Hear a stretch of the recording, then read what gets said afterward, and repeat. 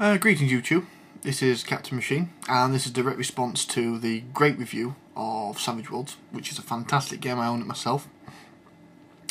Just to basically cover some key points which you already know about. First of all, it's a really fun system to play. It's as the doctor says, it's fast, it's furious, it's fun. I agree with that entirely. The rulebook are so cheap to buy that you might as well buy 2 or 3 of them. I've actually got 3 myself. The UK retail price is $6.99, which is about $12 to $15 depending on what day it is. And I just throw them around the room and let people use them. Basically, the reason why I'm here today is not to talk about Savage Worlds, although I am kind of. I'm here to review SLA Industries. Now, I don't know if you can see that. There we go. That, by the way, is Halloween Jack. Now, I will be putting a link to the wiki about this, where I got a lot of information from with regards to facts and figures. Well, I do play this game quite a lot, so the internal workings of it I know by heart. Here we go. SLA Industries started out in 1993, published in Scotland. It's some people call it British, falsely it's Scottish. Whether or not you consider the two the same depends on who you're talking to. It's very complicated when it comes to British versus Scottish versus English versus Irish versus Welsh. And I couldn't possibly start to describe it in this video. One day maybe, but not today. Basically, the idea is that you play operatives in a dystopian future where you are recruited on a job-by-job basis to work for Mr. Slayer, who is the owner of a company called SLA Industries, and he owns the universe, or at least a large chunk of it. There are a couple of companies out there that don't. Yes, there are a couple of soft companies out there who don't belong to SLA Industries. Thresher, Trek Tech, and Dark Knight are the biggest ones, and they're prominent bad guys in the game. And they're basically fighting to free themselves or free other people from the evils of SLA Industries.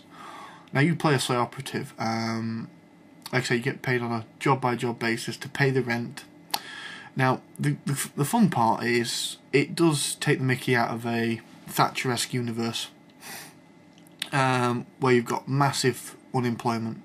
I mean, the actual place where the game takes place primarily is a planet called Mort, which is the size of Jupiter, but yet still has 1G gravity, which is never explained, and that's kind of the fun about it, because you could come up with any sort of excuse and people just accept it because Mr. Slayer told them it's true. The actual primary place on Mort's planet of Mort is Mort City, rather than an adjective, a bit like New York, really. New York, New York, Mort City, Mort City. Right, or Mort City. Yeah, get it right, Neil, get it right. And this city is so big, it's about the size of Europe, which you may or may not be aware is quite a big place to start with. So there's a lot of things hiding in the shadows of Mort City. Not just gangs and soft company agents, which are a big problem, and they do feature quite prominently in my games at the moment. You've also got the discarded experiments of the Science Corporation, a bit like Resident Evil, with the Umbrella Corporation throwing everything away in the bin and then having it come back to bite them. There are sectors of the city which have been cordoned off and called cannibal sectors because they've become so dishevelled and useless to the company. They've just been walled off, and it gets gradually worse and worse in those places, and become, after 700 odd years of being there, they're quite hellish environments. Now you're probably wondering why I'm reviewing SLA Industries directly off the back of Savage Worlds, especially considering the fact that SLA Industries is famous for its incredibly clunky mechanics. Now, I've never been a big fan of the mechanics. I love the setting, can't stand the mechanics, and I was praying that one day someone would come up with a better version. There was rumours that a second edition was going to come out, and that's been pushed back and pushed back to the point where I really don't care anymore. Thankfully, a group of lovely people from Voidstate came along and made this. You can see that. Savage SLA Industries. By the way, that's Mr. Slayer. Right there. Now, I was lucky enough to pick this up at Furnace. It's basically one of a batch of test books that they came up with. the plan was, of course, to publish it full time. They got the permission of Pinnacle Games, which are the makers of Savage Worlds. However, Cubicle 7 and Nightfall Games, it's a bit complicated as to who is who own Slay Industries, have pretty much at the moment said no, or at the very least ignored them. I'm not sure 100% on the goings because, although I did discuss this with one of the writers, I didn't get the full story. I don't think I was entitled to it. But there you go. Internal politics for the win. Basically this takes an incredibly clunky system and makes it fun again. Fast, furious fun, as Doctrine for Savage Worlds goes.